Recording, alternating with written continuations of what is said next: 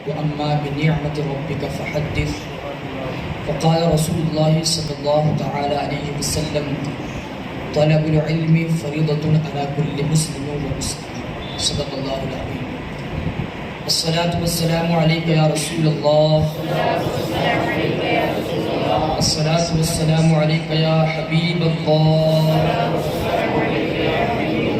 الصلاة والسلام عليك يا نور الله. وعلى آلك وأصحابك یا حبیب اللہ صلی اللہ تعالیٰ علیہ وسلم. میرے آقا صلی اللہ تعالیٰ علیہ وسلم کے پیارے دیوانوں، کیونکہ آپ حضرات بھی علم دین حاصل کرنے کے لیے یہاں پر تشریف لائے ہیں، اور اس اجتماع کا مقصد بھی یہی ہے کہ جتنا ہو سکے آپ کو علم دین سکھایا جائے، جتنا ہو سکے آپ کو مسائل بتائے جائیں، سنن آپ کو بتائے جائیں، روزے کے مسائل آپ کو بتائے جائیں، اور دیگر چیزیں جو آپ کو سکھانے کی ہے وہ چیزیں آپ کو سکھائی جائیں. اسی لیے ہمارا اجتماع بھی منعقد کیا گیا ہے، اور ماشاءاللہ آپ حضرات تشریف بھی لائے ہیں، بڑی خوشی کی بات ہے. انشاءاللہ تعالی میں بھی آپ کے سامنے علم کے حوالے سے کچھ باتیں پیش کروں گا، اور ساتھ ہی ساتھ روزے کے کچھ اہم مسائل آپ کے سامنے انشاءاللہ تعالی پیش کروں گا. علم کی فضیلت کے حوالے سے اور علم سیکھنے کے حوالے سے حضور صلی اللہ تعالی علیہ وسلم نے ارشاد فرمایا: طلب العلم فرضۃ علی کل مسلم و مسلمہ. یہ سنن ترمذی کی حدیث ہے. حضور فرماتے ہیں، حضور صلی اللہ تعالی علیہ وسلم نے فرمایا کہ علم دین حاصل کرنا ہر مسلمان مرد و عورت پر فرض ہے. یہ حضور صلی اللہ تعالی علیہ وسلم کا فرمان ہے کہ علم دین حاصل کرنا ہر مسلمان مرد و عورت پر فرض قرار دیا گیا ہے. لیکن حدیث مبارکہ میں یہ تو بیان کیا گیا کہ علم دین حاصل کرنا ہر مسلمان مرد و عورت پر فرض ہے، لیکن ہم یہ کیسے جانیں گے کہ آخر کون سے علوم ہم سیکھیں، یا کتنے علوموں کا جاننا ہم پر ضروری ہے؟ کیا ہر علم کا جاننا ہم پر ضروری ہے؟ کیا دنیاوی علوم کا بھی ہم پر جاننا ضروری ہے؟ وہ بھی ہم کو جاننا فرض ہے؟ تو اس بات کو انشاءاللہ تعالی میں آپ کے سامنے پیش کروں گا کہ ہم کو کون کون سے علوم جاننا ضروری ہے، اور کون سے علوم جاننا فرض کفایہ ہے، اور کون سے علوم جاننا فرض عین پر قرار دیا گیا ہے. تو حدیث مبارکہ پیش کی گئی، اور اعلیٰ حضرت رحمۃ اللہ علیہ نے اس کے ضمن میں آپ نے بیان فرمایا ہے کہ انسان کے لیے جن علوم کا جاننا ضروری ہے، یعنی جن علوم کا جاننا فرض ہے، وہ 5 طرح کے علوم ہیں. وہ 5 طرح کے علوم ہیں جن کا جاننا ہم پر فرض ہے. ان میں سے پہلا علم ہے علم اصول عقائد. آپ بھی میرے ساتھ بولے تاکہ آپ کو ان 5 علوم کے نام بھی یاد ہو جائیں، اور انشاءاللہ تعالی میں ان کی وضاحت بھی کروں گا، وہ بھی آپ انشاءاللہ تعالی سماعت کریں گے. پہلا علم ہے علم اصول عقائد. آپ بولے علم اصول عقائد. علم اصول عقائد یہ پہلا علم ہے. دوسرا علم ہے علم مسائل نماز. علم مسائل نماز. علم مسائل نماز. اور تیسرا علم ہے جو جس حالت میں ہو اس کا علم. جو جس حالت میں ہو اس کا علم. بولے آپ اس کا علم جو جس حالت میں ہو اس کا علم. اور چوتھا علم ہے مسائل حلال و حرام. علم مسائل حلال و حرام. علم مسائل حلال و حرام. 4 ہو گئے. 5واں علم ہے علم تصفیہ قلب. علم تصفیہ قلب. یہ 5 علوم جو کہ جن کا جاننا ہم پر ضروری ہے، ہم پر فرض ہے. ابھی ان 5 علوم میں کہ میں آپ کو وضاحت آپ کے سامنے پیش کرتا ہوں کہ یہ علوم کیا ہے، ان کی حقیقت کیا ہے، اور ان میں سے کتنا جاننا ہم پر ضروری ہے. پہلا علم علم اصول عقائد. یعنی یہ انسان کو یہ جاننا ضروری ہے کہ اس کا عقیدہ کیا ہے. ضروریات دین کیا ہے، کون سی باتیں ہماری دین کے لیے ضروری ہیں، کن باتوں کی بنا پر انسان اسلام سے خارج ہو جاتا ہے اور کن باتوں سے انسان اسلام میں داخل ہوتا ہے. یعنی جن باتوں سے انسان نکل جاتا ہے وہ بھی جاننا ضروری ہے اور جن باتوں سے داخل ہوتا ہے وہ بھی جاننا ضروری ہے. یعنی جتنی بھی ضروریات دین ہیں، یعنی جن کا جاننا ضروری ہے اور جن پر عمل کرنا ضروری ہے، جن کو ماننا ضروری ہے، ان کا علم ہمارے پاس ہونا ضروری ہے. جس کو عام الفاظ میں یہ کہا جاتا ہے کہ ضروریات دین کا علم، یعنی جو دین میں ضروری باتیں ہیں ان کا جاننا ہمارے لیے ضروری ہے کہ وہ ضروری باتیں کون کون سی ہیں، ان کا جاننا ہم پر ضروری ہے. جیسا کہ جنت کو حق ماننا، جہنم کو حق ماننا، آسمانوں کو حق ماننا، زمینوں کو حق ماننا، حضور صلی اللہ تعالیٰ علیہ وسلم کو خاتم النبیین ماننا، اللہ رب العزت کو ایک ماننا، اس طریقے سے بہت سارے ضروریات ہیں. تو ان کا جاننا ہم پر ہم پر یہ ضروری ہے، کیونکہ ان کے ذریعے ہی ہم اسلام میں داخل ہوں گے. ان کے ذریعے ہی ہم اسلام میں داخل ہوں گے. جب ہم کو ضروریات دین پتہ ہوں گے تبھی ہم اسلام میں داخل ہوں گے. اور اگر ہم کو ضروریات دین پتہ نہیں ہوئے اور اگر ہم کبھی ایسا بھی ہو سکتا ہے آپ کوئی خفیہ کلمات لکھ جاتے ہیں جس کی وجہ سے ہم دین سے نکل جائیں، تو ضروریات دین کا جاننا ہم پر ضروری اور کمپلسری ہے، جس کو ہم کہتے ہیں علم اصول عقائد. دوسرا علم ہے علم مسائل نماز. دوسرا علم کون سا ہے؟ علم مسائل نماز، یعنی نماز کے مسائل کا جاننا ہم پر ضروری ہے. لیکن یہ نماز کے مسائل کا علم کب ہوگا، جاننا ضروری کب ہوگا؟ جب انسان بالغ ہوگا تب اس پر جاننا ضروری ہوگا، جب اس پر جاننا فرض ہو جائے گا. اگر انسان نابالغ ہے تب بھی ضروری ہے کہ وہ سیکھتا رہے، نماز پڑھنا بھی اس کی عادت بن جائے. فرمایا گیا کہ جب بندہ 7 سال کا ہو جائے تو اس کو نماز کی تلقین کی جائے، اور جب 10 سال کا ہو جائے تو اس کو مار پیٹ کر کے نماز پڑھائی جائے. اور جب تاکہ وہ یہ اسی لیے ہے تاکہ اس کی عادت بن جائے، اور جب وہ بالغ ہو جائے، جب بلوغت کو پہنچ جائے تو اس کی عادت بنی رہے اور وہ نمازوں کی پابندی کرتا رہے. تو جب بندہ بالغ ہو تو اس کے لیے یہ مسائل علم مسائل نماز کا جاننا ضروری ہے. علم میں کون کون سی باتیں آئی ہیں، کون سی چیزیں نماز کو فاسد کرنے والی ہے، کن چیزوں سے نماز مکروہ ہوتی ہے، کون سی چیزیں نماز کو توڑ دیتی ہے، کن چیزوں سے نماز میں خرابی پیدا ہوتی ہے. یہ تمام چیزیں کون سی نماز میں کیا کیا سنتیں ہیں، کیا کیا مکروہات نماز کے اندر ہیں، فرائض کیا ہیں، شرائط کیا ہیں، یہ تمام ہمارے لیے جاننا ضروری ہے.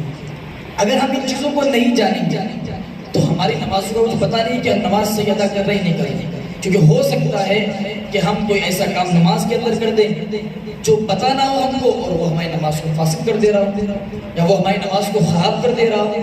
تو اس لیے علم مسائل نماز کا جاننا ضروری ہے اور کمپلسری ہے کہ وہ ان باتوں کو جانے کہ کون سی چیزیں نماز کو فاسد کر دیتی ہے، کیا نماز میں مکروہ تحریمی ہے، کیا سنتیں ہیں، ان چیزوں کا جاننا بھی اس کے لیے ضروری ہے. اور تیسرا علم جو کہ جس حالت میں ہو اس کا علم ہے، یہ کب ہوگا؟ یہ اس وقت ہوگا کہ جب اگر ایک بندہ نکاح والا ہو گیا، اس کی عمر نکاح کی ہو گئی، اس کا نکاح قریب ہے، تو اس کے نکاح کے مسائل جاننا اس کے لیے ضروری ہے. اگر کوئی تاجر ہے تو اس کے لیے تجارت کے مسائل جاننا ضروری ہے.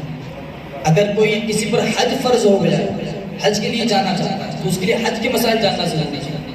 کوئی صاحب نصاب ہے اس پر زکوٰۃ کے مسائل جاننا ضروری ہے. یعنی جو جس حالت میں جو جس کنڈیشن میں ہو اس کے لیے یہ جاننا ضروری ہے.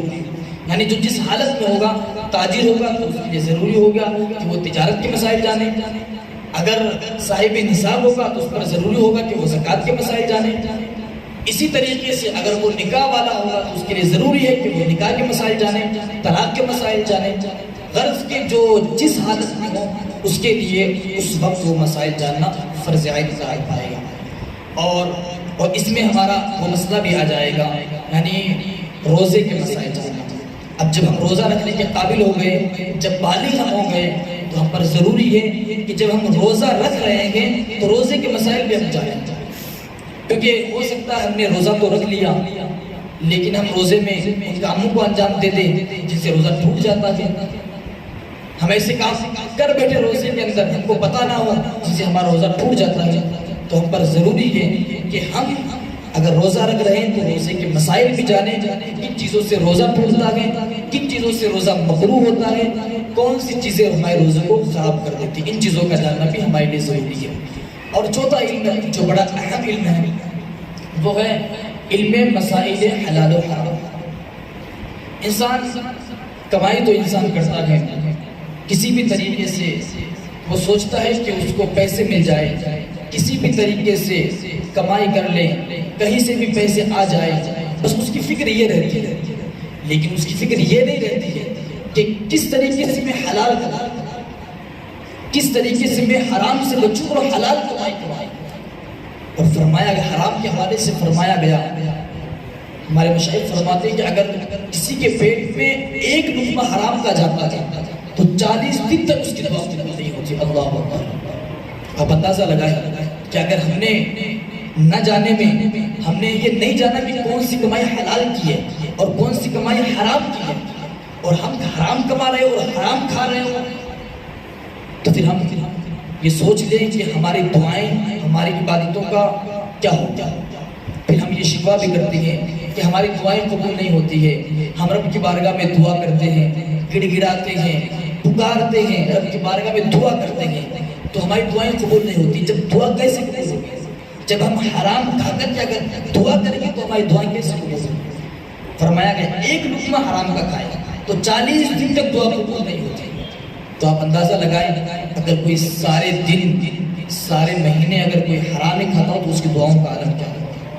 تو ہمارے لیے ضروری ہے کہ ہم جانیں کس طریقے سے حلال کمایا جائے اور کس طریقے سے حرام سے بچا جائے، یہ سیکھنا بھی ہمارے لیے ضروری ہے۔ اور جو حلال کے راستے ہیں، جو حلال طریقے ہیں، وہ ہمارے اوپر سیکھنا ضروری ہے۔ خواہ وہ کسی بھی کمائی کو ہم کمائیں، کسی بھی طریقے سے ہم کام کریں، ہم پر ضروری ہے کہ ہم جانیں کہ وہ حلال طریقے سے ہمارے پاس پیسہ آ رہا ہے یا نہیں آ رہا ہے، کہیں ایسا تو نہیں ہے کہ حرام طریقے سے وہ پیسہ ہمارے پاس آ رہا ہے۔ تو ان مسائل کا جاننا بھی ہمارے لیے ضروری ہے۔ اور ایک آخری علم جو ہے علم فرائض قلب، یعنی قلوب کا علم جس کو بولتے ہیں۔ اس میں کون کون سی چیزیں آئیں گی؟ اس میں یہ چیزیں آئیں گی: غیبت کا جاننا، جھوٹ کا جاننا، چغلی کا جاننا۔ غیبت کا حکم کیا ہے، چغلی کا حکم کیا ہے، جھوٹ کا حکم کیا ہے، غیبت کرنے سے کیا کیا ہوتا ہے، اور اس طریقے سے جن کا تعلق دل سے ہے، ان تمام باتوں کو اس علم کے اندر جاننا ضروری قرار دیا گیا ہے۔ تو یہ 5 علوم ہیں جو جن کا انسان کے لیے جاننا فرض عین قرار دیا گیا ہے کہ انسان کے لیے ضروری ہے کہ وہ ان علوم کو جانے۔ اور اس حدیث مبارکہ میں یہی بیان فرمایا گیا: طلب العلم فریضۃ علی کل مسلم و مسلمہ، ہر مسلمان مرد و عورت پر علم دین حاصل کرنا فرض ہے۔ اس سے یہی مراد ہے کہ وہ ان 5 علوم کو حاصل کرے، یہ 5 علوم اس کے لیے ضروری ہے۔ اور اس کے بعد پہلے یہ ضروری ہے، اب اس کے بعد اگر آپ دنیاوی علوم حاصل کرنا چاہتے ہیں، آپ اور کوئی علم حاصل کرنا چاہتے ہیں، علم ریاضی، علم سائنس، علم جغرافی، جو بھی آپ حاصل کرنا چاہتے ہیں آپ وہ کیجئے، لیکن پہلے آپ پر ضروری یہ ہے کہ آپ ان علموں کو حاصل کریں، کہ جو علوم فرائض ہیں ان کو آپ حاصل کریں۔ تو یہ 5 علوم ہیں، ان کا جاننا ہم پر ضروری ہے۔ تو آپ اس بات کا اہتمام کریں، جب بھی آپ کو موقع ملے آپ ان علوم کے حوالے سے تھوڑی تھوڑی معلومات ضرور آپ حاصل کر لیں کہ علم اصول عقائد یعنی ضروریات دین کیا کیا ہے، اس کو آپ ضرور سیکھ لیں۔ علم مسائل نماز تو الحمدللہ بارہ پیش کیے بھی جاتے ہیں، ان کو بھی آپ سماعت کریں اور سن بھی لیں اور آپ پڑھ بھی لیں کتابوں میں، ان کو بھی آپ سیکھ لیں۔ اسی طریقے سے اور جو دیگر علوم ہیں ان کو بھی آپ علم حاصل کریں۔ آج جو ہے انشاءاللہ تعالیٰ اب میں کچھ باتیں آپ کے سامنے روزے کے مسائل کے حوالے سے پیش کرتا ہوں کہ کن چیزوں سے روزہ ٹوٹ جاتا ہے۔ بس اوقات ایسا ہوتا ہے کہ ہمارے اندر بہت سی غلط فہمیاں ہوتی ہیں جن کی وجہ سے ہم اپنا روزہ خراب بھی کر دیتے ہیں۔ وہی بات آتی ہے کہ ہمیں مسائل کی لاواقفیت ہوتی ہے، ہم مسائل کو نہیں جانتے ہیں، جس کی وجہ سے ہم سمجھتے ہیں کہ روزہ ٹوٹ گیا ہے، حالانکہ معاملہ ایسا ہوتا ہے کہ اس سے روزہ نہیں ٹوٹتا۔ بہت ساری ایسی باتیں کہ جن کو ہم یہ سمجھتے ہیں کہ روزہ ٹوٹ گیا ہے، حالانکہ ہوتا ایسا ہے کہ اس سے روزہ نہیں ٹوٹتا ہے۔ جیسا کہ لوگ یہ سمجھتے ہیں کہ اگر الٹی ہو جاتی ہے تو روزہ ٹوٹ جاتا ہے، الٹی ہو جائے تو روزہ ٹوٹ جاتا ہے، ایسا مسئلہ نہیں کہ الٹی ہو جائے تو روزہ ٹوٹ جائے گا، ایسا مسئلہ نہیں۔ اس مسئلے میں تفصیل ہے، میں آپ کو بتاؤں۔ اگر انسان کو خود بخود الٹی ہو، بغور سنیں آپ اور اپنے ذہن میں بٹھانے کی کوشش کریں، اگر انسان کو خود بخود الٹی ہو تو اس صورت میں اس کا روزہ نہیں ٹوٹے گا، خواہ وہ الٹی کتنی ہی اس کا روزہ نہیں ٹوٹے گا۔ اگر الٹی خود بخود ہو رہی ہے، یعنی ہم اپنے سے انگلی ڈال کر یا کسی اور سے الٹی نہیں کر رہے ہیں، خود بخود ہمارا جی بتلایا اور ہم کو الٹی ہو گئی۔ کبھی کبھی ایسا ہوتا ہے کچھ چیزیں کھانے میں آ جاتی ہیں جس کی وجہ سے ہم کو الٹی ہو جاتی ہے، تو وہ الٹی کسی وقت ہو، اگر خود بخود الٹی ہو رہی ہے تو وہ ہمارے روزے کو نہیں توڑے گی۔